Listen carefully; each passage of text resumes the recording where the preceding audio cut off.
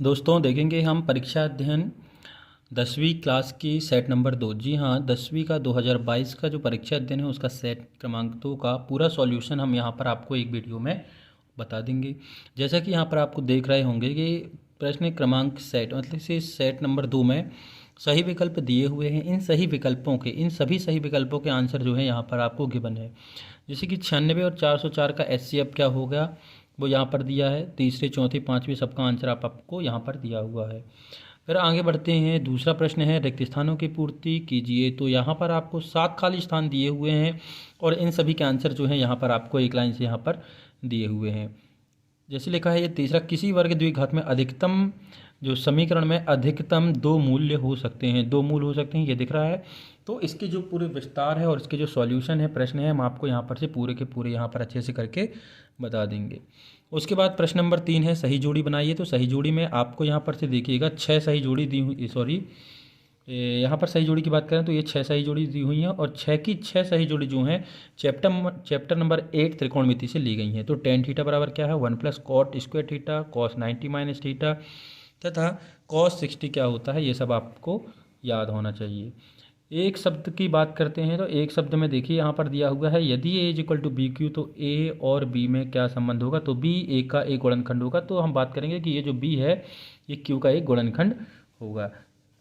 तो इस तरीके से ये पूरे जो प्रश्न हैं इनके आंसर जो हैं एक एक शब्द के यहाँ पर से दिए हो। या मध्यिका का सूत्र है L+N/2 minus C F upon F into H. तो ये आप चाहें तो याद कर लेंगे और इसका सॉल्यूशन जो है हम अभी आपको बता देंगे। इसी प्रकार से सत्य असत्य दिए हुए हैं, आपको 6 सत्य असत्य दिए हुए हैं और इन 6 सत्य असत्य में आपको सभी का आंसर दिए हुए हैं। जैसे कि त्रिज्या आर वाली वृत्त की परिधि 2πr होती है। तो ये तो परिधि का सूत्र हो गया। दो बिंदुओं के बीच की दूरी निकालनी है तो आप यहाँ पर सूत्र का यूज़ करके निकाल सकते हैं। अब देखिए हम आते हैं प्रश्न नंबर 6 में। प्रश्न नंबर 6 है संख्याओं 135 और 225 का यूक्लिड विभाजन एल्गोरिथम का प्रयोग करके HCF ज्ञात कीजिए। जी हाँ, यूक्लिड विभाजन एल्गोरिथम का यूज़ करके आपको यहाँ पर जो है क्या ज्ञात करना है, HCF फाइंड करना है। तो हम देखते हैं कि ये इसको कैसे फाइंड करेंगे। देखिए यूक्लिड विभाजन एल्गोरिथम का यूज करके हमें HCF निकालना है। तो हम सबसे पहले स्टेप करते क्या हैं, सबसे पहले हमारा काम रहता है आपको चाहे तो यहाँ पर रफ खींचकर आपको करना है। ये जो हम यहाँ पर कर रहे हैं आपको नहीं लिखना है। देखो क्या होता है सॉल्यूशन में आपको डायरेक्ट दिया है, आपको कैसे आता है। तो हम क्या करते हैं बड़ी संख्या को छोटी संख्या से भाग देते हैं। तो हम 225 को 135 से भाग देते हैं। क्या देते हैं 135 से डिवाइड करते हैं। तो ये कितनी बार जाएगा, एक बार जाएगा। तो ये हो गया 135 डिवाइडेड बाय ये कितना बचेगा आपका, यहाँ पर से ध्यान दीजिए ये हो गया 0 और ये हो गया 90। तो आपका बचा 90। तो आप इसको लिख सकते हैं, आप इसको लिखेंगे 225 बराबर 135 गुणित 1 धन 90। तो मतलब जो रिमाइंडर आता है ये जो शेषफल आता है उसको आपको प्लस करके लिखना है। अब ये पूरा पूरा नहीं गया है। अब 135 को भाग देना है 90 से, मतलब जो शेषफल बचता है उससे आपको भाग देते जाना है। तो ये 135 आप यहाँ लिख लेंगे। तो ये हो जाएगा 135। फिर एक बार जाएगा 90 एकम 90, 90 एकम 90। तो यहाँ देखिए कितना बचेगा, ये बचेगा आपका 45। कितना बचेगा 45। तो आप यहाँ पर अब लिखेंगे 135 बराबर 90 गुणित 1 धन 45 जो शेषफल बचा था। अब देखिए ये 45 जो दिख रहा है इस 45 से आपको भाग देना है इसको 90 को, इसको भाग देना है इस 90 को। तो 45 दूनी 90, 45 दूनी 90। तो अब आप इसको लिख सकते हैं 90 बराबर 45 गुणित 2। देखो रिमाइंडर कितना बचा 0। तो हमारा जो HCF हो जाएगा वो हो जाएगा कितना हो जाएगा, हमारा HCF हो जाएगा 45। क्या हो जाएगा 45, जो पूरा पूरा डिवाइड कर देता है वो हमारा HCF हो जाएगा। तो हम लिख सकते हैं HCF नंबर था 135 एंड 225 इज इक्वल टू आ गया 45। तो इस तरीके से आपको विभाजन एल्गोरिथम का यूज़ करना है।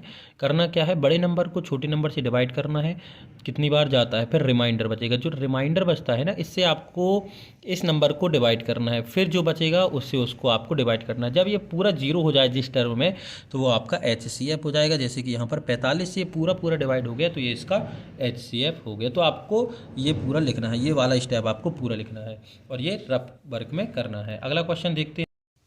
अब ध्यान दीजिएगा, प्रश्न नंबर 6 का हमने किया है, अब प्रश्न नंबर 6 का अथवा भी है। तो इस अथवा को आप चाहें तो अभी ना करें, क्योंकि इसमें जो है थ्योरेटिकल क्वेश्चन है जो कि आपको इतने अच्छे से अभी यहाँ पर समझ में नहीं आएगा, तो हम इसको छोड़ ही दे रहे हैं। आते हैं हम क्वेश्चन नंबर 7 में। क्वेश्चन नंबर 7 है, द्विघातीय व्यंजक x² - 2x - 8 के शून्य ज्ञात कीजिए और शून्यकों तथा गुणांकों के बीच आपको संबंध की जाँच भी करनी है। तो देखिए, आपका जो द्विघातीय व्यंजक है, प्रश्न नंबर 7 की हम बात कर रहे हैं। तो प्रश्न नंबर हम 7 की बात कर रहे हैं। तो द्विघातीय जो व्यंजक दिया हुआ है क्वेश्चन में, हमें दिया है x² - 2x - 8, और इसको हम लिख सकते हैं 0 के फॉर्मेट में। तो इस तरीके से हो गया हमारा ये क्वेश्चन। अब इसके आपको शून्यक निकालनी है, तो ये शून्यक निकालने के लिए आप गुणनखंड विधि का यूज कर सकते हैं। तो इसको हम तोड़ लेते हैं, तो ये हो जाएगा x², तो हम तोड़ेंगे तो ये हो जाएगा माइनस का 4x और माइनस का 2x, तो ये हो जाएगा प्लस का 2x। क्यों? यदि हम किस तरीके से तोड़ना है कि गुणा करने पर 8 आना चाहिए, तो ये हो गया 4 दूनी 8, और जोड़ने घटाने पर 2 आना चाहिए, तो ये हो गया 4 और 2, जो कि यहाँ पर माइनस है, अतः यहाँ पर हमने माइनस ले लिया और लिख दिया माइनस का 8 इक्वल टू 0। इन दोनों से हमने x कॉमन ले लिया भाई, इन दोनों टर्म से हमने x कॉमन ली, तो यहाँ बचा x और यहाँ बचा 4। और इस तरीके से हमने यहाँ से 2 कॉमन ले लिए, क्योंकि 2 यहाँ है और 2 यहाँ भी है, तो यहाँ बचा x - 4। अब आप बोलेंगे कि सर यहाँ पर सा 8 था, तो 8 को 2 क्यों लिए? देखिए, 8 को हम लिख सकते हैं 4 गुणित 2। भाई लिख सकते हैं 8 को हम लिख सकते हैं 4 गुणित 2, 8 को हम लिख सकते हैं 4 गुणित 2। तो 8 को हम यदि यहाँ 4 गुणित 2 लिखते तो 2 कॉमन आ गया, तो क्या बच्चा? केवल 4 बचा। अब इस पूरे इक्वेशन में देखिए x - 4 यहाँ भी है, x - 4 यहाँ भी है, तो हम यहाँ से फिर से x - 4 कॉमन ले लेते हैं, तो ये बचेगा x + 2, x + 2 बराबर 0। एक बार हम ये इस नंबर के बट्टे, एक बार हम इसके बराबर में 0 लिखते हैं, तो ये हो जाएगा x - 4 is equal to 0, then x is equal to 4। एक बार हम इसके बराबर में 0 लिखेंगे, तो ये हो जाएगा x + 2 is equal to 0, then x is equal to -2। तो हमने 2 शून्यक निकाल लिए, दोनों शून्यक आ गए आपके 4 और -2। तो माना शून्यक, देखिए माना शून्यक अल्फ़ा और बीटा है। तो अल्फ़ा की वैल्यू हो गई आपकी 4 एंड बीटा की वैल्यू हो गई आपकी -2। अब आपको क्वेश्चन में प्रूफ भी करना था शून्यक निकालने के बाद, संबंध निकालना था। तो संबंध देखते हैं, शून्यकों का योग मतलब से अल्फ़ा प्लस बीटा, तो अल्फ़ा प्लस बीटा हो गया 4 प्लस, और बीटा की वैल्यू -2, तो ये हो गई आपकी 4 - 2। ये प्लस और ये माइनस हो गया, -4 में से 2 गया, तो ये बचा आपका 2। इसके बाद अल्फ़ा इंटू बीटा, तो ये हो गया 4 इंटू -2, तो प्लस माइनस का 8। भाई 4 × 2 = 8, 4 दूनी 8 और प्लस माइनस का माइनस, तो ये आ गया अल्फ़ा प्लस बीटा और अल्फ़ा इंटू बीटा। यदि सत्यता सिद्ध करने के लिए बोला जाता है, तो इसी क्वेश्चन को आप आगे बढ़ा के देख सकते हैं। देखिए, अब ये जो इक्वेशन था हमारा क्या था, x² - 2x - 8 is equal to 0।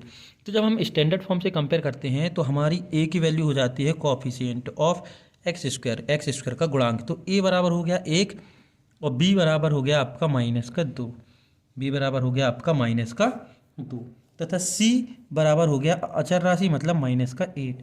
तो alpha plus beta is equal to -b/a formula होता है। कितना होता है? -b/a। तो -b की वैल्यू हमने रख दी -2 और a की वैल्यू रख दी 1, तो कितना आ गया? ओनली 2। माइनस प्लस हो गया। तो देखिए यहाँ पर अल्फ़ा प्लस बीटा कितना आ गया? 2। तो हम यहाँ पर लिख सकते हैं कि alpha plus beta is equal to 2। चूँकि हमने यहाँ जो शून्यक निकाले थे 4 और -2, इनको भी हमने जब जोड़ा था, शून्यकों का योगफल निकाला था, देखिए अल्फ़ा प्लस बीटा तो कितना आया था? 2, और यहाँ भी हमारा 2 आ रहा है। इसी तरीके से हम अल्फ़ा इंटू बीटा प्रूव करते हैं।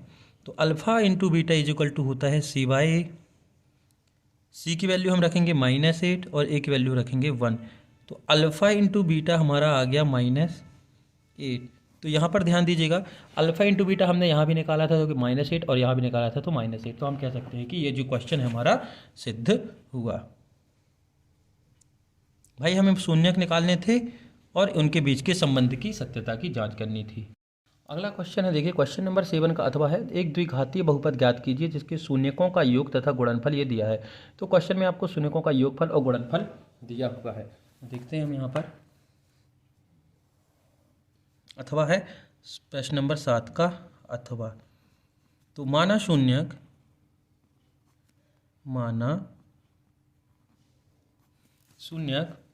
अल्फ़ा और बीटा है, अल्फ़ा और बीटा है, और आपको दिया है, ठीक है, आपको दिया है, क्या क्या दिया है देखिए यहाँ पर से क्वेश्चन को अच्छे से तरीके से ध्यान से देख लीजिएगा। आपको क्या दिया है, शून्यकों का योगफल अल्फ़ा प्लस बीटा और गुणनफल दिया है अल्फ़ा इंटू बीटा। तो हमको दिया है alpha plus beta, alpha plus beta आपको दिया है -3 और अल्फ़ा इंटू बीटा आपको गिवन है 2। तो हमें एक द्विघातीय समीकरण बनाना है, तो देखते हैं alpha plus beta is equal to formula होता है -b/a और हमको गिवन है -3/1। भाई इसके डिनोमीटर में बटे में कुछ नहीं है तो हमने 1 लिख लिया। अब कंपेयर करते हैं कि b की वैल्यू कितनी दी है, b की वैल्यू दी है आपकी 3, कितनी दी है, b की वैल्यू 3, तो b की वैल्यू हो गई आपकी 3 और a की वैल्यू हो गई 1। देखिए b की वैल्यू कितनी दी है 3 और a की वैल्यू दी है 1, तथा अल्फ़ा इंटू बीटा भी आपको गिवन है, अल्फ़ा इंटू बीटा बराबर होता है c/a और आपको क्वेश्चन में दिया है इसकी वैल्यू 2। क्वेश्चन में इसकी वैल्यू कितनी दी है 2 और इसके बटे में कुछ नहीं है मतलब 1। तो c की वैल्यू भी आ गई, c की वैल्यू कितनी आ गई 2। अब अच्छे से ध्यान दीजिएगा, अल्फ़ा प्लस बीटा दिया है -3, alpha plus beta is equal to दिया है -3, -3 दिया है, तो b की वैल्यू देखिए यहाँ पर आ गई +3। अब ये -3 दिया है, ठीक है, ये ध्यान दीजिएगा, अल्फ़ा प्लस बीटा दिया है ये -3 अल्फ़ा प्लस बीटा -3 दिया है ये, और ये माइनस लग गया। अब देखिए आप बोलेंगे सर आपने यहाँ पर माइनस क्यों लगा दिया, देखिए अल्फ़ा प्लस बीटा दिया है -3 और फॉर्मूले में पहले से माइनस है, तो ये माइनस माइनस प्लस हो गया, तो b is equal to 3, a is equal to 1 और c इज इक्वल टू आपको दिया है, कितना दिया है 1, सब दोनों के बटे में a क्या है 1। और मानक रूप होता है, देखिए मानक रूप,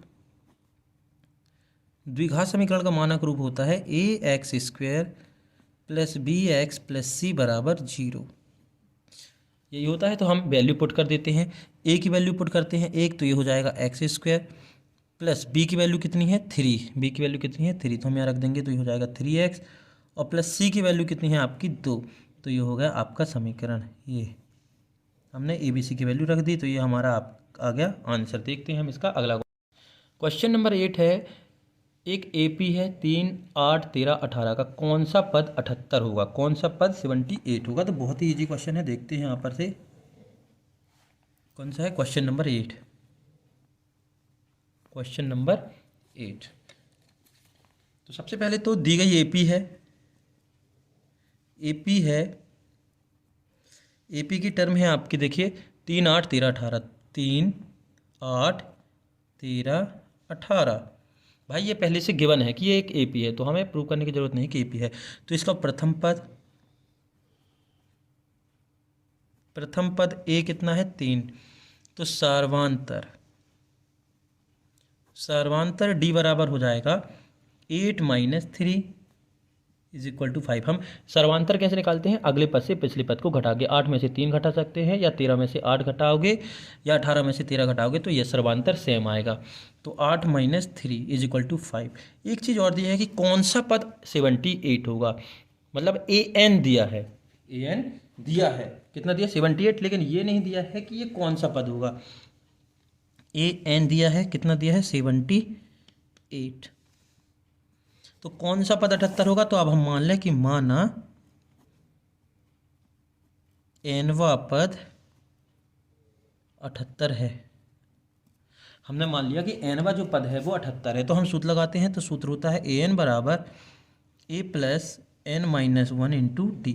वैल्यू पुट करते हैं, AN की वैल्यू आपको गिवन है, कितनी दी है 78, A की वैल्यू भी गिवन है, कितनी दी है 3, प्लस n आपको फाइंड करना है, D की वैल्यू है 5, तो ये प्लस का 3 इस तरफ जाएगा, तो ये हो जाएगा माइनस का 3, तो 78 - 3 इक्वल n - 1 इंटू 5, 3 गया तो ये हो गया 75 is equal to n - 1 into 5। अब देखिए ये जो 5 है, ये इंटू में 5 है, तो ये डिनोमीटर मतलब हर में चला जाएगा, भाग में चला जाएगा, ये गुणा में भाग 5 है, तो ये भाग में चला गया, तो 75/5 बराबर n - 1। 5 से ये कट गया, कितनी बार 5 एकम 5, 5 25, 15 बराबर n - 1। अब हमें n की वैल्यू चाहिए है, तो n बस यहीं रहेगा, बाकी सब पक्षांतरित होकर लेफ्ट हैंड साइड में जाएगा, तो हो जाएगा 15 - 1 बराबर n, तो ये हो गया n बराबर 16। तो हम कह सकते हैं कि n बराबर 16 मतलब 16वें पद का मान 78 होगा। तो यहाँ पर आंसर में आपको लिखना है कि 16वां पद 78 होगा। ये आपको आंसर में लिखना है इस तरीके से। देखते हैं इसी का अथवा। देखिए प्रश्न नंबर 8 का अथवा है कि समांतर श्रेणी है 7, 13, 19 और लास्ट पद है 205 में कितने पद हैं। क्योंकि इस सीरीज में कितने पद हैं, नंबर और टर्म आपको बतानी है। तो इसका अथवा है, प्रश्न नंबर 8 का अथवा है,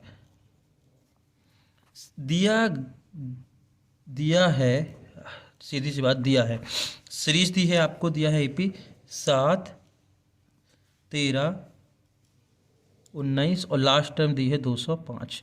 आपको ये बताना है कि इस पूरी सीरीज में कितने पद हैं। ये 7, 13 है, तो ए इज इक्वल टू 7, सर्वांतर D is equal to 13 minus 7, तो 13 में से 7 जाएंगे तो कितना बचेगा, 6। ठीक है, अब ये ए एन दिया है, लास्ट टर्म दी है, अंतिम पद दिया है, कितना दिया है 205। तो माना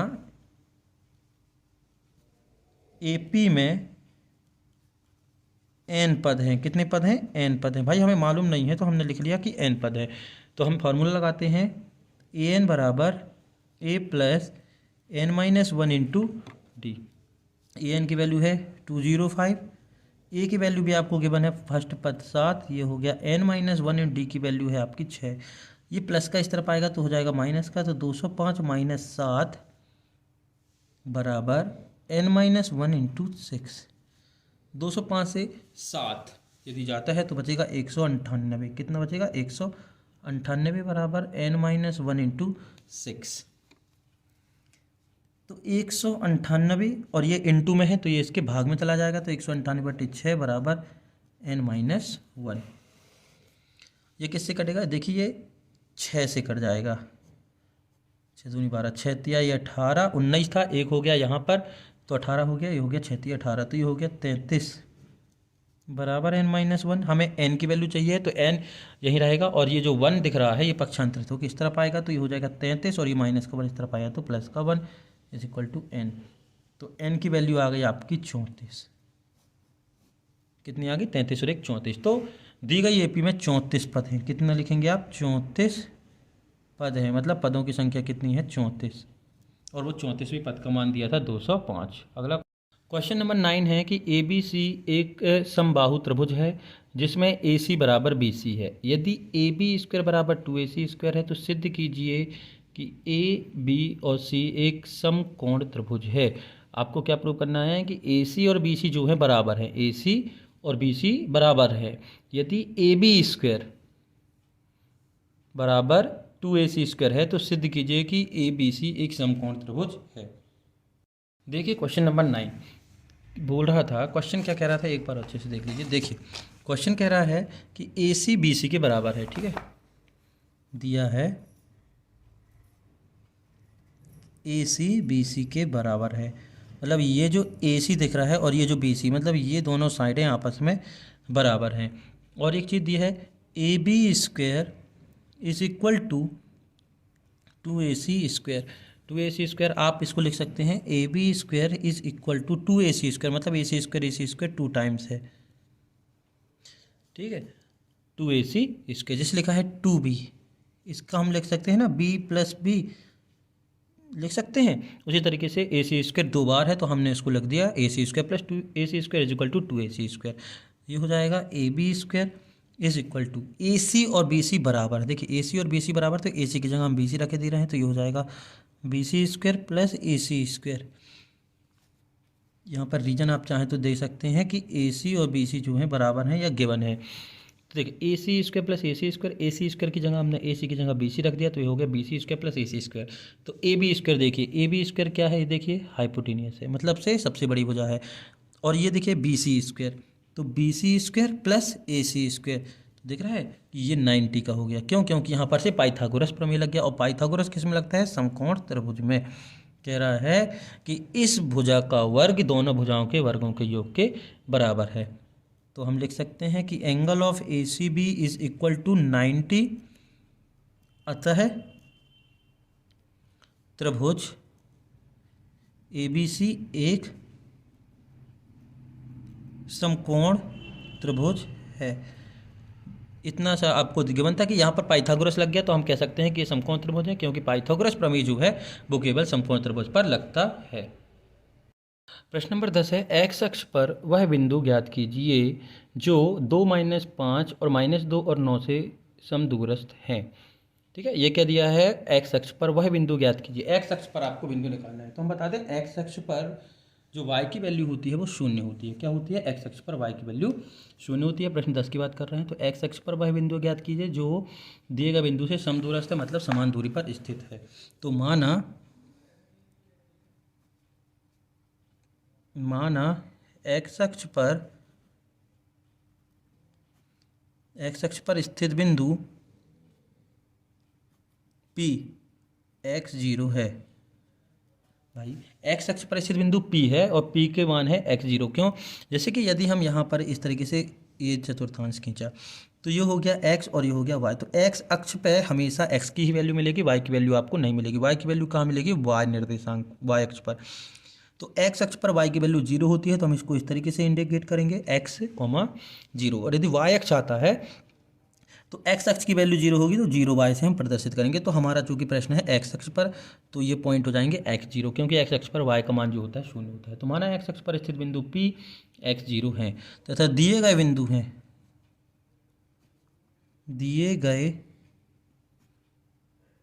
हैं A। पहला बिंदु आपको गिवन है क्वेश्चन में 2 - 5, और दूसरा बिंदु हमने मान लिया B, और दूसरा बिंदु है -2 and 9। प्रश्न के अनुसार कह रहा है कि इस बिंदु से इन दोनों की दूरी बराबर है, इससे इन दोनों की दूरी बराबर है। तो हम निकालेंगे इस P से A की दूरी और P से B की दूरी। तो हम लिखते हैं AP = BP। भाई कहने का मतलब उसका ये है कि मान लीजिए ये कोई P बिंदु है और यहाँ से A बिंदु की भी दूरी वही है जितनी कि P बिंदु की। यहाँ से यहाँ की दूरी और यहाँ से यहाँ की दूरी दोनों बराबर हैं, तो हमने लिख लिया AP बराबर से BP से। तो दूरी के सूत्र का यूज़ करेंगे हम। ठीक है, दूरी के सूत्र होता है, तो दूरी के सूत्र से हम चाहें तो इस तरीके से लिख सकते हैं, दूरी के सूत्र से। तो दूरी का सूत्र से हम यूज करेंगे तो हम निकालते हैं AP, मतलब से P से A को घटाना है, P से A को, तो P ये है, तो ये हो गया P से A को घटाना है, तो ये हो जाएगा x - 2 का होल स्क्वायर प्लस 0 + 5 का होल स्क्वायर बराबर। देखिए यदि AP लिखा है मतलब P वाले से A को सब्ट्रैक्ट करना है, और BP लिखा है तो P वाले से B को सब्ट्रैक्ट करना है, और P ये दिया है, तो फिर ये हो जाएगा x + 2 का होल स्क्वायर प्लस 0 - 9 का होल स्क्वायर। यहाँ देखिए x - 2 का होल स्क्वायर, यहाँ पर फॉर्मूला लग जाएगा कौन सा, ये वाला। देखिए x - y का होल स्क्वायर = होता है x² + y² - 2xy। ये आइडेंटिटी लग गई यहाँ पर, तो हम लगाते हैं, ये हो जाएगी x² + y का स्क्वायर मतलब 2 का स्क्वायर 4 - 4x। ठीक है, ये वाली आइडेंटिटी यहाँ पर लग गई, ये वाली जो सर्वसमीका है लग गई। प्लस 0 में 5 जोड़ेंगे 5 आएगा, 5 का स्क्वायर हो गया 25 बराबर। यहाँ पर x + y का होल स्क्वायर लगेगा। तो सेम कंडीशन होती है कि यहाँ पर यदि x + y का होल स्क्वायर की सर्वसमीका यही होती है, x² + y² + 2xy। तो x का स्क्वायर प्लस 2 का स्क्वायर 4, और ये हो जाएगा प्लस का 4x। ठीक है, और ये 9 का स्क्वायर हो गया 81। इसको सॉल्व करते हैं।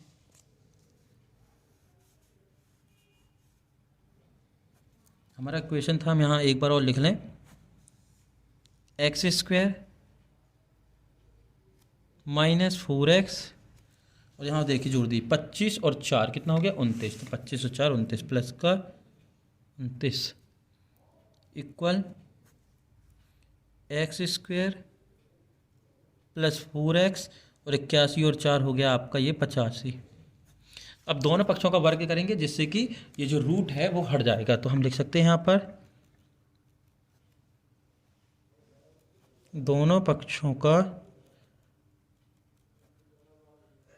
वर्ग करने पर, तो दोनों पक्षों का वर्ग करने पर वर्ग करेंगे तो ये जो हट जाएगा, तो हम एक बार वर्ग लगा के लिख लें इसको, तो हो जाएगा x square minus 4x plus 29 का होल स्क्वायर, ये हो जाएगा x square plus 4x plus 85 का होल स्क्वायर। स्क्वायर हट गया, मतलब से ये जो रूट लगा था वो हट गया स्क्वायर लगाने, तो x square minus 4x plus 29 equal x square plus 4x plus 85। देखिए ये प्लस का एक्स स्क्वायर और ये प्लस का एक्स स्क्वायर कैंसिल, एक्स वाली टर्म अपन एक साइड ले आए तो ये प्लस का एक्स इस तरफ आएगा लेफ्ट हैंड साइड में, तो माइनस का 4x हो जाएगा, प्लस का 4x इस तरफ आया तो माइनस का 4x, और विदाउट एक्स वाली टर्म दूसरी साइड ले जाएंगे तो ये हो जाएगा 85 माइनस 29।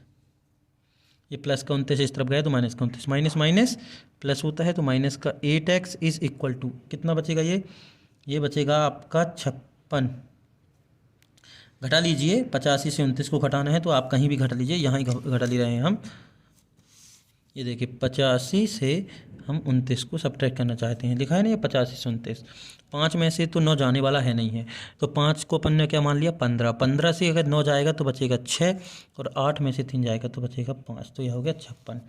ठीक, अब हमें x की वैल्यू चाहिए तो ये x हो गया, ये हो गया 56 बट्टे माइनस का 8, ये गुणा मात है तो ये भाग में चला गया, तो x is equal to minus का 7, 8 से ये 56 कट गया, 8 7 56, तो ये आपका आंसर आ गया।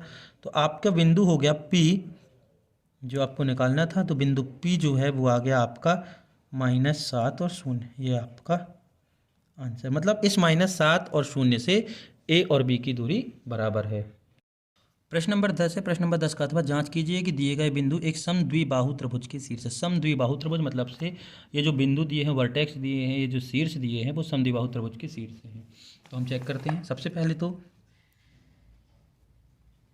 दिए गए बिंदु या फिर मान लिया माना शीर्ष ए बी सी हैं, हमने नाम दे दिया, ठीक है। तो दिए गए बिंदु ए, पहले को ए मान लिया, तो ए का मान आपको गिवन है, कितना दिया है 5 -2, एंड सेकेंड दिया है बी दिया है 6 और 4, और थर्ड दिया है सी दिया है 7 -2। ये कह रहा है कि ये जो बिंदु दिए हुए हैं आपको ए बी और सी के, ये समद्विबाहु त्रिभुज के शीर्ष हैं। किसके हैं?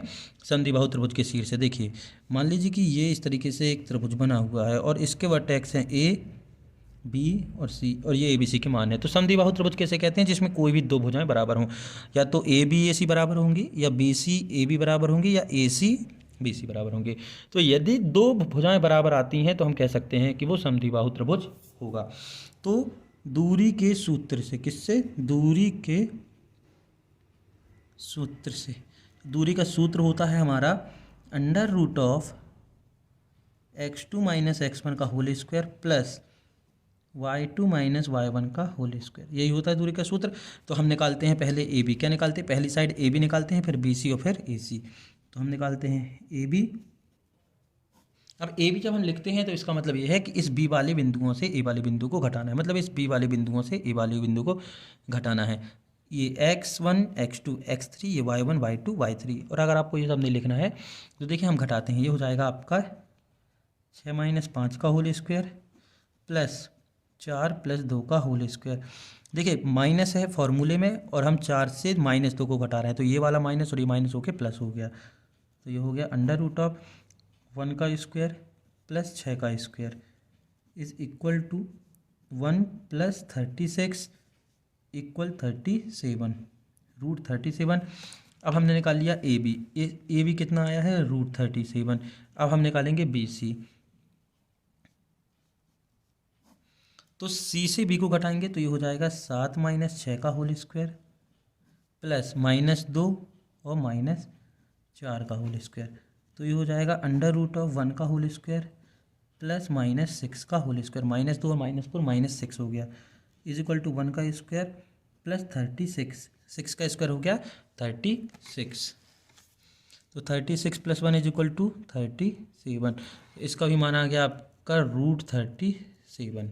अब हम निकालेंगे सी ए, क्या निकालेंगे? सी ए। तो यहाँ निकालते हैं सी ए। सी ए निकालने के लिए क्या करेंगे हम? देखिए यहाँ पर ए वाले पॉइंट से सी वाले पॉइंट को सब्ट्रैक्ट करेंगे, किससे? ए से सी को सब्ट्रैक्ट करना, ए से सी को, तो हो जाएगा हमारा 5 - 7 का होल स्क्वायर प्लस -2 + 2 का होल स्क्वायर, ये हो गया -2 का होल स्क्वायर प्लस 0 का होल स्क्वायर, तो 2 का स्क्वायर 4, तो ये हो गया ओनली 2, तो इसकी वैल्यू आ गई 2। अब देखिए यहाँ पर सबसे क्लियर दिख रहा होगा कि त्रिभुज ए बी सी में A B equal to B C, ये A B side B C side के बराबर है। कितना आया है इसका मान? √37। अतः ए बी सी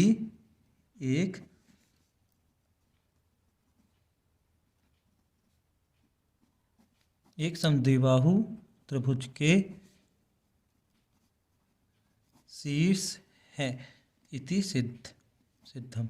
ये सिद्ध हुआ, यही हमें सिद्ध करना था कि ये जो दिए गए बिंदु हैं वो समद्विबाहु त्रिभुज के शीर्ष है। 11 कह रहा है, क्वेश्चन नंबर 11 है कि बिंदु ए के निर्देशांक ज्ञात कीजिए जहां ए बी एक वृत्त का व्यास है जिसका केंद्र ये है तथा बी के निर्देशांक 1 और 4 दिए हैं।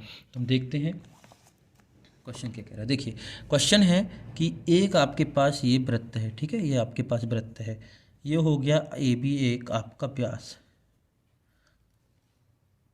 दिया है। क्वेश्चन नंबर 11 में आपको दिया है कि दिया है ए बी वृत्त का व्यास है, ए बी वृत्त का व्यास है, ए बी वृत्त का व्यास है, और ये जो ओ है केंद्र बिंदु है, ओ केंद्र बिंदु है। ओ के निर्देशांक आपको दिए हैं, केंद्र बिंदु के निर्देशांक आपको गिवन है क्वेश्चन में। केंद्र दिया है 2 - 3 और बी के निर्देशांक दिए हैं, इस बी के पॉइंट दिए हैं, बी के पॉइंट कितने दिए हैं? 1 और 4, और इसके दिए हैं 2 - 3, तो बी के निर्देशांक दिए हैं 1 और 4। आपको इसके पॉइंट निकालने हैं, तो इसके निर्देशांक हमने माना x1 y1 है, तो माना बिंदु ए के निर्देशांक, माना बिंदु ए के निर्देशांक x1 y1 है, x1 y1 है, हमें ये निकालना है। और बी के निर्देशांक देखिए तो हमें सूत्र या यूज़ करेंगे, विभाजन सूत्र याद यूज़ करेंगे। देखिए आपको ये दिया है और ये दिया है। अब सबसे बड़ी बात, ये जो व्यास है ये केंद्र है, तो ये जो ओ ए दिख रहा है और ये जो ओ बी दिख रहा है वो कितना हो जाएगा? 1 हो जाएगा। तो O A is equal to O B, क्यों? क्योंकि त्रिज्याएँ हैं और त्रिज्या क्या होती है? सभी में समान होती हैं, तो दो बराबर भागों में बट गई। तो ओ ए बराबर ओ बी, मतलब m1 का मान हो गया 1 और m2 का मान हो गया 2। भाई ये जो केंद्र बिंदु है इस ए बी को दो बराबर भागों में बांट रहा है, मतलब ये 1 हो गया, ये 1 हो गया, तो m1 ये हो गया, m2 ये हो गया। तो दिया है, देखिए क्या क्या दिया है। दिया है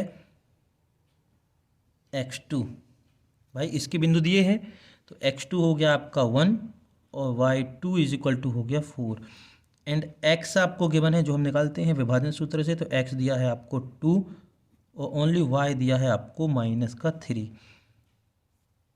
m1 आपको गिवन है 1 और m2 आपको गिवन है 1, तो हमें निकालना है x1 y1। तो विभाजन सूत्र से हम करते हैं, तो हम लिखते हैं यहाँ पर विभाजन सूत्र से, विभाजन सूत्र से, विभाजन सूत्र होता है x is equal to m1 x2 plus m2 x1 upon m1 plus m2।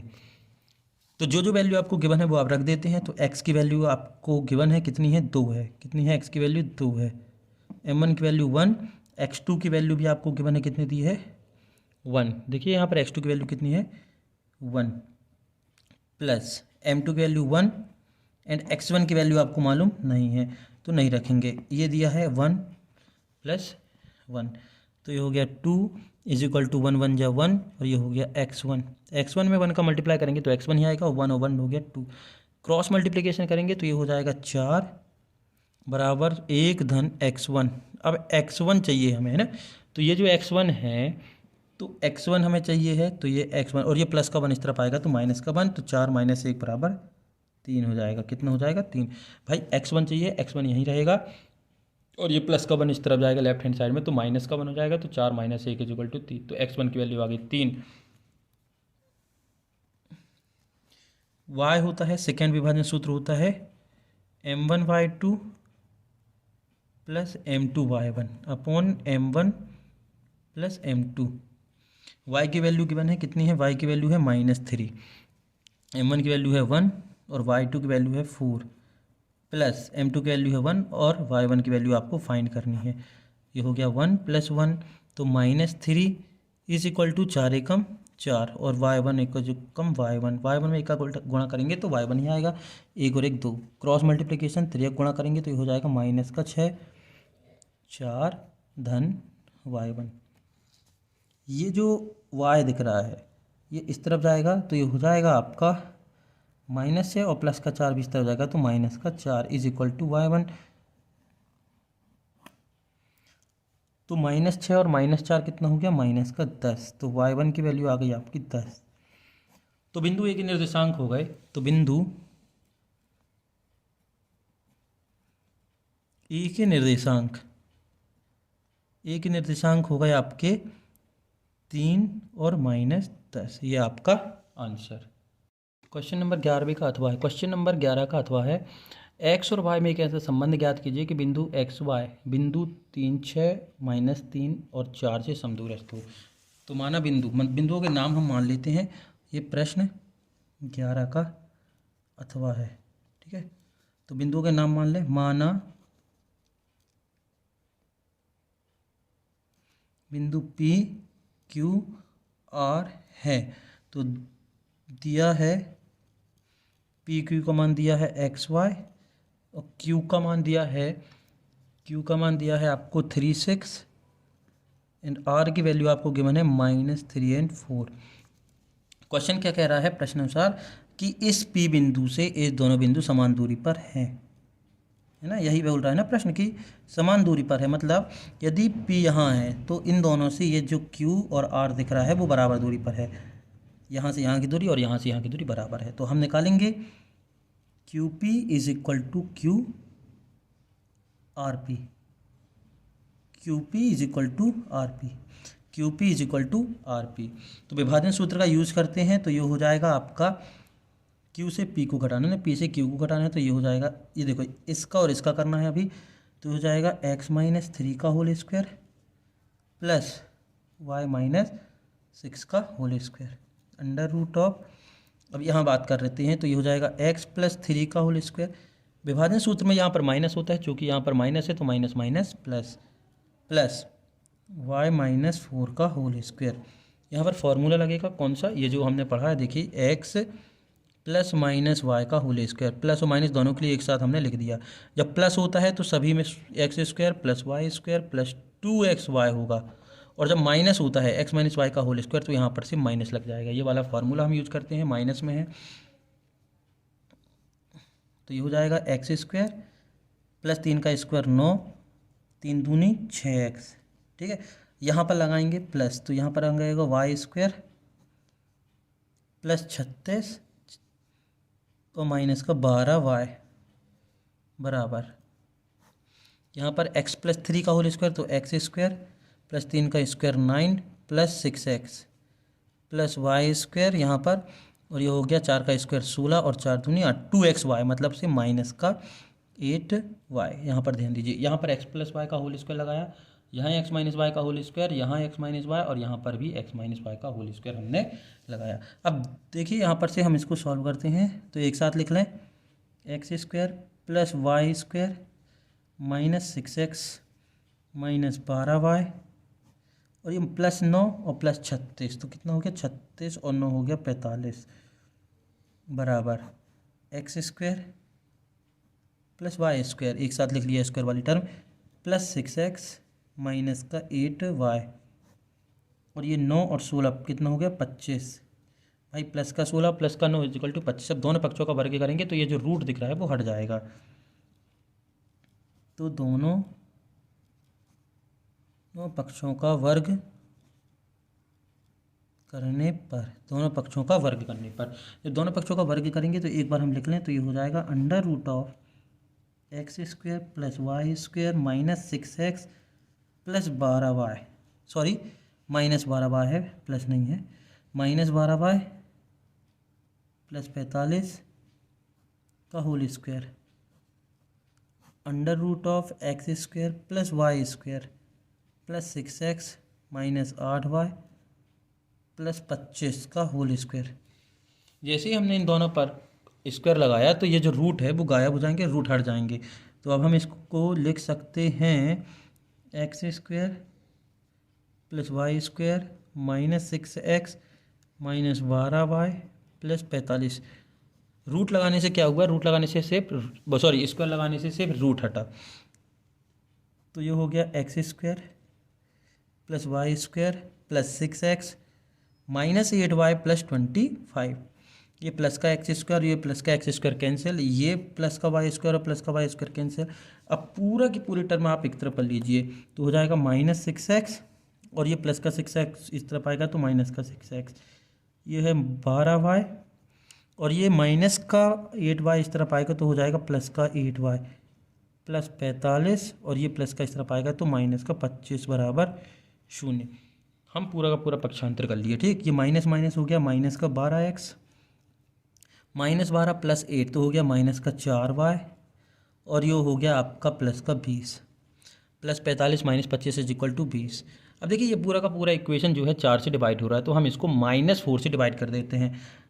तो ये हो जाएगा 4 तिहाई 12 प्लस 4 एकम 4 माइनस का 4 पंचे 20 इज इक्वल टू 0। यही आपका अभीष्ट संबंध है। यहाँ पर आप चाहो तो रीजन देकर लिख सकते हो कि -4 से समीकरण को भाग देने पर, हमने डिवाइड कर दिया इसको भाग देने पर। जैसे ही -4 से भाग देंगे तो माइनस माइनस प्लस 4 तिहाई 12 फिर माइनस माइनस प्लस 4 एकम 4 प्लस माइनस माइनस और 4 पंचे 20। तो ये आपका आंसर। प्रश्न 12 है, यदि साइन ए बराबर 3/4 है तो कॉस ए और टेन ए निकालना है। तो सबसे पहले हमें क्या गिवन है वो हम लिख लेते हैं। दिया है साइन ए दिया है 3/4, तो ज्ञात करना है कॉस ए। तो साइन ए जो दिया है सबसे पहले हम साइन ए निकालें। तो साइन ए देखिए, ये मान लीजिए कि ये एक राइट एंगल ट्राइंगल है, ये एक समकोण त्रिभुज है। ये हो गया आपका ए, ये हो गया बी, ये हो गया सी। साइन ए, तो साइन थीटा बराबर क्या होता है ये आपको नहीं लिखना है। साइन थीटा बराबर होता है लंब बटे कर्ण। साइन थीटा बराबर होता है लंब बटे कर्ण, मतलब से लंब बटे कर्ण, और लंब हमारा ये है तो ये हो जाएगा 3 और ये हो जाएगा 4। ये आपको लिखना नहीं है, ये आपको पता होना चाहिए, हमने आपको यहाँ पर बता दिया। साइन थीटा बराबर लंब बटे कर्ण, तो ये हो गया आपका 3/4। अब ये साइड आपको मालूम करनी है तो आप दूसरे बचे हुए निकाल सकते हैं। तो हम करते हैं त्रिभुज ABC में पाइथागोरस से, त्रिभुज ABC में पाइथागोरस से क्या हो जाएगा, कर्ण का स्क्वायर मतलब से CA का whole square is equal to BC का होल स्क्वायर प्लस BA का होल स्क्वायर। CA का स्क्वायर इज इक्वल टू 4 का स्क्वायर, BC का स्क्वायर इज इक्वल टू 3 का स्क्वायर प्लस BA का होल स्क्वायर। इसका तो हमें मालूम करना है। तो 4 का स्क्वायर हो गया 16, 3 का स्क्वायर हो गया 9, ये हो गया BA का होल स्क्वायर। ये 9 इस तरफ गया तो हो गया 16 minus 9 is equal to BA का होल स्क्वायर। 16 में से 9 गए तो बचे 7 इज इक्वल टू BA का होल स्क्वायर। 16 में से 9 गए तो बचे 7। अब ये जो स्क्वायर है हमें BA चाहिए ना कि बेस के स्क्वायर, तो ये जो स्क्वायर है इस तरफ आएगा तो रूट लग जाएगा तो हो जाएगा √7 इज इक्वल टू BA। तो BA या AB की वैल्यू आ गई आपकी √7। तो ये जो वाली वैल्यू है, ये वाली वैल्यू जो आ गई है वो आ गई आपकी √7, ये वैल्यू आ गई आपकी √7। ठीक, अब आपको निकालना क्या था, आपको निकालना था कॉस ए। क्या निकालना था, कॉस ए। तो कॉस ए बराबर होता है आधार बटे कर्ण। क्या होता है, आधार बटे कर्ण। कॉस ए बराबर होता है आधार बटे कर्ण। तो आधार यहाँ पर क्या है BA, तो हम इसको लिख सकते हैं BA अपॉन AC। BA का मान हो गया √7 और AC का मान हो गया 4। तो यह हो गया कि फर्स्ट वैल्यू कॉस ए। उसके बाद आपको निकालना था tan ए। tan ए बराबर होता है लंब बटे आधार मतलब BC अपॉन BA। तो ये हो गया 3/7। ये आपके आंसर। क्वेश्चन नंबर 12 का अथवा है, सिद्ध कीजिए under root of 1 plus sine A upon 1 minus sine A is equal to sec A plus tan A. ये आपको प्रूव करना है, यहाँ तक है। तो हम इसका लेते हैं लेफ्ट हैंड साइड। तो लेफ्ट हैंड साइड है under root 1 plus sine A upon 1 minus sine ए। हम करते हैं हर का परमीकरण, हर का परमीकरण करने पर, हर का परमीकरण करने पर, हर का परमीकरण कैसे करते हैं, जो अंश में हर में संख्या होती है उसका साइन चेंज करके ऊपर नीचे मल्टीप्लिकेशन कर देते हैं। तो ये हो जाएगी आपकी 1 plus sine A upon 1 minus sine ए। परमीकरण में क्या करते हैं, जो हर में संख्या होती है उसका अंश और हर दोनों में गुणा करते हैं साइन चेंज करके। तो देखो अंश में संख्या है 1 minus sine A, 1 minus sine ए, तो ये हो जाएगा 1 plus sine A upon 1 plus sine ए। हमने 1 माइनस साइन ए का 1 plus sine A 1 plus sine A का ऊपर नीचे मल्टीप्लाई कर दिया। तो ये हो जाएगा आपका 1 plus sine A 1 plus sine A क्या हो गया 1 प्लस साइन ए का whole square upon 1 minus sine A into 1 plus sine A, 1 plus sine A का whole square, 1 plus sine A का whole square upon A plus B, A minus B का formula होता है A square minus sine square A. भाई ये formula देखा है आपने, X plus Y and X minus Y is equal to X square minus Y square. ये होती है आइडेंटिटी चैप्टर कक्षा 9वीं में, आपने सेकेंड नंबर चैप्टर बहुपद में ये 7 आइडेंटिटी में होगी, X plus Y X minus Y बराबर X square minus Y square. तो देखिए यहाँ पर से एक प्लस में है और एक माइनस में है, तो हमने लिख दिया X square minus Y square.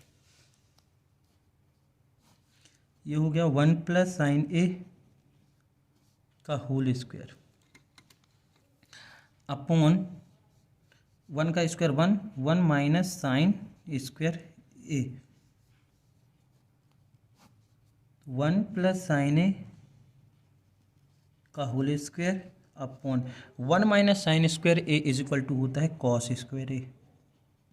Formula आपने यह वाला पढ़ा था कि sine square A plus cos square A is equal to 1, और हमें चाहिए 1 माइनस साइन स्क्वायर ए। तो ये जो साइन है तो यहाँ चला जाएगा, तो देखिए ये हो जाएगा कॉस स्क्वायर ए, ये प्लस का इस तरफ गया तो 1 माइनस साइन स्क्वायर ए। तो 1 माइनस साइन स्क्वायर ए की जगह क्या लिख सकते हैं कॉस स्क्वायर ए, तो हमने लिख दिया। अब देखिए यहाँ पर भी स्क्वायर है, यहाँ पर भी स्क्वायर है, तो ये दोनों संख्याएं रूट के बाहर हो जाएंगी। तो ये हो जाएगी 1 plus sine A upon cos ए हो जाएगा। देखिए इस पर स्क्वायर है तो रूट खत्म, इस पर स्क्वायर है तो रूट खत्म, तो केवल बचा 1 plus sine A upon cos ए। अब इसको हम अलग अलग लिख कर लें, एक बार 1 के अपॉन में लिख दें कॉस ए और एक बार साइन के अपॉन में लिख दें कॉस ए। तो sine A upon cos A, 1 by cos A होता है सेक ए और sine A upon cos A होता है टेन ए। ये फार्मूला होता है कि tan theta is equal to sine theta upon cos theta. तो sine theta upon cos theta tan theta, तो ये sine A upon cos is equal to tan A. ये आ गया आपका राइट हैंड साइड, यही हमें प्रूव करना था। तो ये हो गया इति सिद्धम।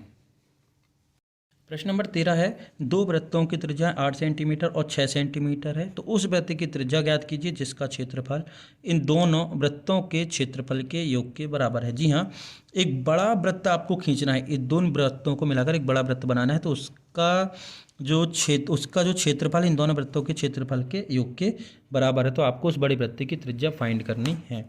तो प्रश्न 13 दिया है,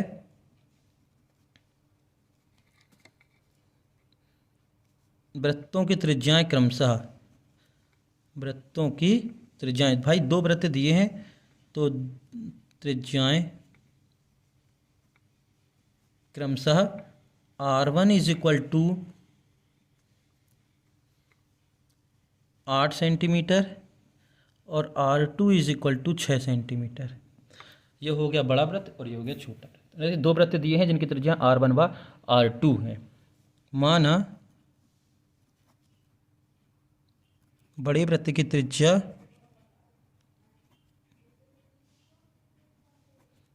R है, बड़े वृत्त की त्रिज्या R है, तथा क्षेत्रफल देखिए, दिए गए वृत्तों के क्षेत्रफल, वृत्तों के क्षेत्रफल क्रमशः A1 A2 हैं। इसका क्षेत्रफल A1 और इस वाली का क्षेत्रफल A2 है, तो हम निकालते हैं A1 is equal to pi R1 square और A2 is equal to pi R2 square. पहले का क्षेत्रफल हो गया पाई R1 स्क्वायर, दूसरे का हो गया पाई R2 स्क्वायर, और बड़े वाले का क्षेत्रफल होगा capital A is equal to pi R square. देखिए, पहले वृत्त का क्षेत्रफल पाई R1 स्क्वायर, दूसरे का हो गया पाई R2 स्क्वायर और बड़े वाले का हो गया, मतलब इन दोनों को मिलाकर जो वृत्त बनेगा उसका क्षेत्रफल पाई R स्क्वायर, क्योंकि बड़े की त्रिज्या हमने कैपिटल R मानी है। तो प्रश्नानुसार प्रश्न क्या कह रहा है? प्रश्न कह रहा है कि इन दोनों के क्षेत्रफलों का योग, इन दोनों के क्षेत्रफलों का योग यानी कि पाई R1 square plus pi R2 square बड़े वाले क्षेत्रफल के बराबर होगा, पाई R स्क्वायर के बराबर होगा। तो ये हो गया पाई R स्क्वायर, इन दोनों से पाई कॉमन आ गया तो ये बच्चा R1 square plus R2 square, पाई से पाई कैंसिल, तो ये बच्चा R square is equal to R1 का स्क्वायर, R1 कितना माना था 8, तो 8 का स्क्वायर और R2 है 6 का स्क्वायर, तो ये हो गया 8 या 64, 6 का हो गया 36, इन दोनों को जोड़ दिया तो 100, और ये चल रहा है R स्क्वायर। तो R, अब ये स्क्वायर इस तरफ जाएगा तो लग जाएगा रूट, तो ये हो गया 100। अब ये 100 बाहर निकल के किसका स्क्वायर रूट होता है 10 का, तो बड़े वाले इस वृत्त की जो त्रिज्या आ गई वो आ गई 10 यूनिट या 10 इकाई, जो आपको मानना चाहे तो ए जो त्रिज्या हो जाएगी सेंटीमीटर में है, तो इसका आंसर आ गया सेंटीमीटर।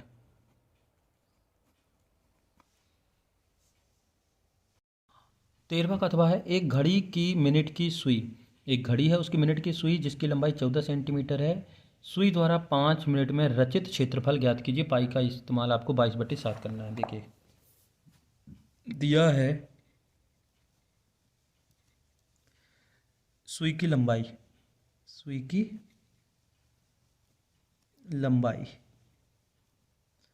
सुई की लंबाई या एल कितनी दी है आपकी 14 सेंटीमीटर, और कितना मिनट में करना है 5 मिनट में, क्षेत्रफल क्या है। तो घड़ी देखिए यहाँ पर इस तरीके से, ये कोई घड़ी है, ये पूरा एक चक्कर लगाती है कितने 60 मिनट, कितने मिनट का 60 मिनट का। अब ये 5 मिनट का चल रहा है, मान लीजिए कि यहाँ से यहाँ तक का ये एरिया आपको फाइंड करना है।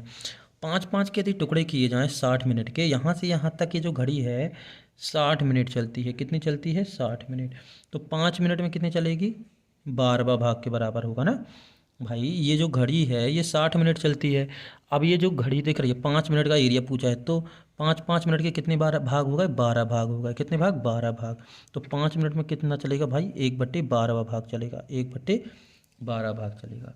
इतना क्लियर। तो ये क्षेत्रफल आपको निकालना है। तो ये जो सुई की लंबाई है यहाँ से यहाँ तक, ये वृत्त की त्रिज्या के बराबर हो गई, तो अतः हम लिख सकते हैं R is equal to 14 centimetre, लिख सकते हैं R is equal to 14 centimetre. तो ये वृत्त का क्षेत्रफल है, और ये कितना भाग है ये 12वां भाग है, तो वृत्त का क्षेत्रफल निकाल के हम भाग घटा देंगे, भाग दे देंगे 12वें भाग का। तो निकालना है 5 मिनट द्वारा रचित क्षेत्रफल, क्षेत्रफल हो जाएगा पाई R स्क्वायर गुणित 1/12।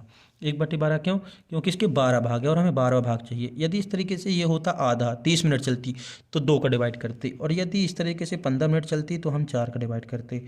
यदि इस तरीके से देखो कितने भाग हो गए 1 2 3 4 5 6, तो ये 6 का भाग दे, तो जितने भाग आपको, तो 60 मिनट में ये 5 मिनट जो है 12वां भाग है, तो हम 12 का भाग दे देंगे।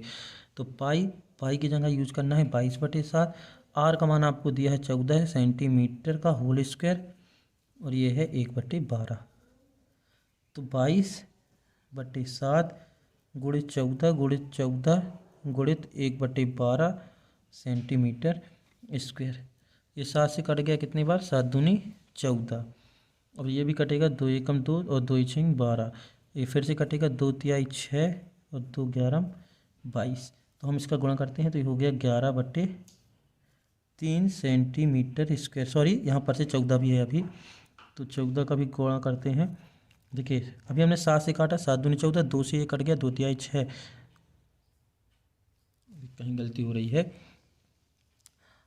7 दूनी 14, 7 एकम 7, अब 2 से काटा, 2 छिंग 12, 6 बार कटा, अब 2 से फिर काटा, 2 तिहाई 6, 2 11 22, तो 11 और ऊपर बचा 14 और नीचे बचा 3, तो 11 चौके 44, 11 चौके 44, 44 और 4 कितना हो गया 48, तो 484/3 सेंटीमीटर स्क्वायर, ये आ गया आपका एरिया। तो 5 मिनट में घड़ी इतना एरिया कवर। ध्यान दीजिएगा यहाँ पर से मल्टीप्लिकेशन गलती होगी, 11 चौके 44 की 4, देखिए ये 11 चौके 44 की 4, 11 एकम 11, 44 की 4, हंसकलाई 4, 11 एकम 11 और 4 15 होगा, कितना होगा 15, 15, ये हो जाएगा आपका 154/3 सेंटीमीटर स्क्वायर। तो 5 मिनट में घड़ी इतना एरिया कवर करेगी। प्रश्न है, दो खिलाड़ी संगीता और रेशमा टेनिस का एक मैच खेलती हैं और संगीता द्वारा मैच जीतने की प्रायिकता 0.62 हुए, तो रेशमा के जीतने की प्रायिकता क्या होगी? तो देखिए यहाँ पर से क्या दिया है, दिया है पी संगीता के मैच जीतने की प्रायिकता, तो पी एस दिया है, हमने मान लिया पी एस कितनी दी है 0.62, तो आपको निकालना है पी आर, है ना, रेशमा की टोटल होती है कितनी 1, टोटल जो होगी 1 होगी भाई, दोनों की प्रायिकता को जोड़ोगे तो 1 होगी। तो हमारा मालूम है, यहाँ लिख लेना, हम जानते हैं कि P S plus P R बराबर 1। रेशमा के जीतने की प्रायिकता और संगीता के जीतने की प्रायिकता जब जोड़ोगे तो उन दोनों का मान 1 आएगा। चूँकि हमें निकालना है पी आर, तो ये हो जाएगा P R is equal to 1 minus P S, तो P R is equal to 1 minus 0.62, तो P R is equal to 0.62, हम 0.1 माइनस 0.62 को सब्ट्रैक्ट करेंगे तो हो जाएगा 0.38, तो ये आपका आंसर। अब देखिए कैसे आया, यहाँ पूछा था कि संगीता के जीतने की प्रायिकता 0.62 है, तो रेशमा के जीतने की प्रायिकता क्या होगी भाई? रेशमा के जीतने की प्रायिकता तभी होगी जितनी इसके हारने की प्रायिकता होगी भाई। संगीता के हारने की जितनी प्रायिकता होगी उतनी रेशमा के जीतने की प्रायिकता होगी कि नहीं होगी? तो रेशमा की जीतने की प्रायिकता दी है, तो रेशमा के हारने की प्रायिकता क्या होगी, या ना जीतने की प्रायिकता होगी 1 माइनस जीतने की प्रायिकता। तो इस तरीके से आप इसको निकाल सकते हैं, या सीधा सीधा जैसे हमने दिया है वैसे भी आप कर सकते हैं। देखते हैं इसी का अगला क्वेश्चन है, क्वेश्चन नंबर 14 का अथवा है, एक थैली में 3 लाल और 5 काली गेंदें हैं, तो इस थैली में से एक गेंद यादृच्छिकता निकाली जाती है, तो इसकी क्या प्रायिकता है कि गेंद लाल होगी, गेंद लाल होगी। तो देखिए दिया क्या क्या है, ठीक है, हमें गिवन है। अब देखिए क्या क्या आपको गिवन है,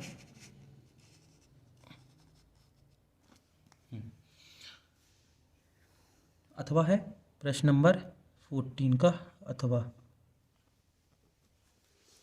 एक थैली में लाल गेंद हैं, लाल गेंदों की संख्या होगी, लाल गेंद N1 कितना है 3, तथा काली गेंद है, काली गेंद मान ली हमने Ne2 कितनी है 5, तथा कुल कितनी गेंदें हो गई, कुल गेंद NS 5 और 3 कितनी हो गई 8, तो एक गेंद निकाली जाती है और वो गेंद लाल हो, तो लाल होने की प्रायिकता हो जाएगी, लाल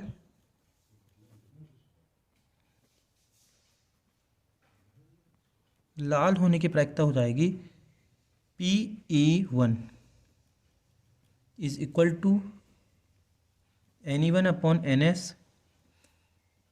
तो ये हो जाएगी 3/5, तो लाल होने की प्रायिकता होगी 3/5, 3/5।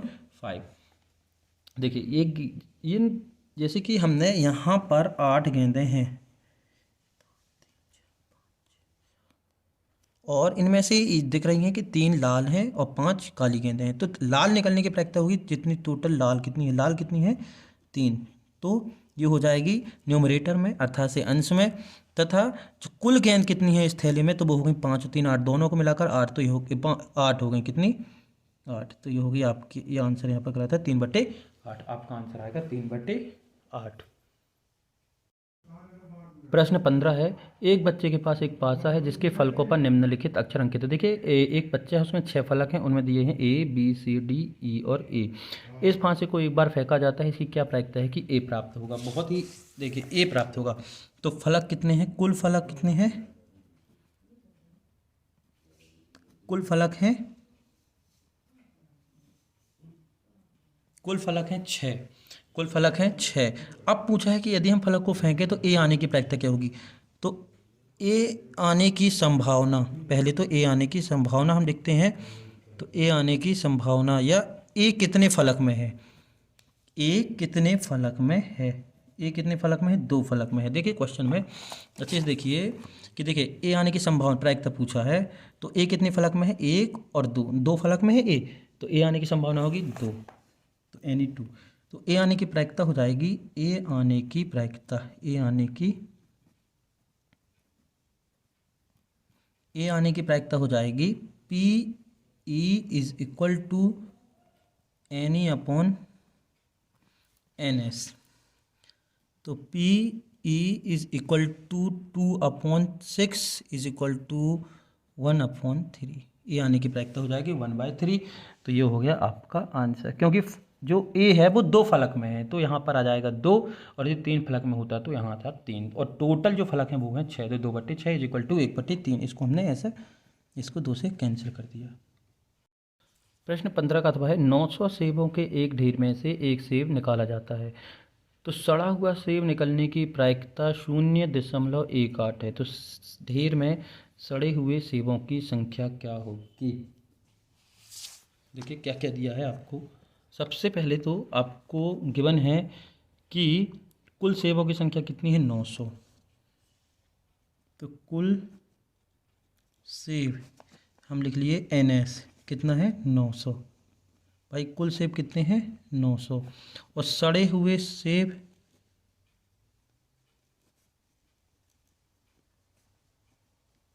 सेब की संख्या, या सड़े हुए सेबों की संख्या अपन ने मान ली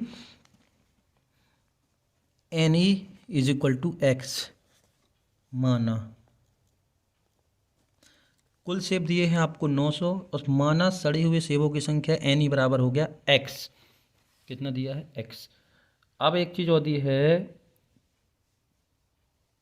सड़े हुए सेब निकलने की प्रायिकता दी है। क्या दी है, प्रायिकता। तो सड़े हुए सेब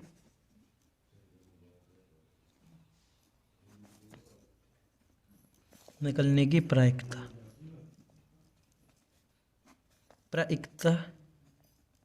PE इज इक्वल टू 0.18 ये दी है। कितना दिया है 0.18। तो हम देखते हैं अब। तो प्रायिकता होती है सड़े हुए सेब निकलने की प्रायिकता, सूत्र होगा सड़े हुए सेब निकलने की प्रायिकता। हम क्या करते थे, हमेशा प्रायिकता निकालते थे, यहाँ पर प्रायिकता गिवन है, तो होती है Ne/NS।